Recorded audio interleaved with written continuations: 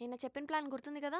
ఏం చెప్పావే? అదేంటే అంత క్లియర్గా ఎక్స్ప్లెయిన్ చేశాను కదా. ఆహా, అంటే నువ్వు చెప్పినప్పుడు బాగానే చెప్పావే, కానీ నేనే విన్నప్పుడు బ్రెయిన్లో సాంగ్స్ ప్లే అయ్యి అది ఇది రెండు మిక్స్ అయిపోయి మొత్తం మర్చిపోయానే. మరి అర్థమయ్యేటట్టు అంత బాగా నవ్వావు. అంటే దొరికిపోకూడదని. నీకు నా గురించి తెలుసు కదే, నువ్వు ఎంత ఎక్స్ప్లెయిన్ చేసినా ఎగ్జామ్కి వెళ్ళే గంట ముందుదే గుర్తుంటుందని. ఆ గురించవలే, మళ్ళీ చెప్తాను విను. ఫర్ సపోజ్ ఇది మీ ఇద్దరి మధ్య జరుగుతున్న లవ్ స్టోరీ కాబట్టి నువ్వు దీంట్లో హీరోయిన్ అనుకుందాం. మనకెలాగో నీ పేరు తెలుసు కాబట్టి ఇప్పుడు మనం తెలుసుకోవాల్సింది మన హీరో పేరు. ఇప్పుడు మన దగ్గర ఉన్న క్లూస్ ఏంటి? వాడు రోజుకొక ఫోన్ నుంచి నీకు కాల్ చేస్తాడు, కానీ రోజు ఒకటే టైంకి కాల్ చేస్తాడు. ఇప్పుడు మనం కనిపెట్టాల్సింది వాడు రోజు ఒకటే లొకేషన్ నుంచి కాల్ చేస్తున్నాడా, వేరు వేరు లొకేషన్ నుంచి కాల్ చేస్తున్నాడా అని.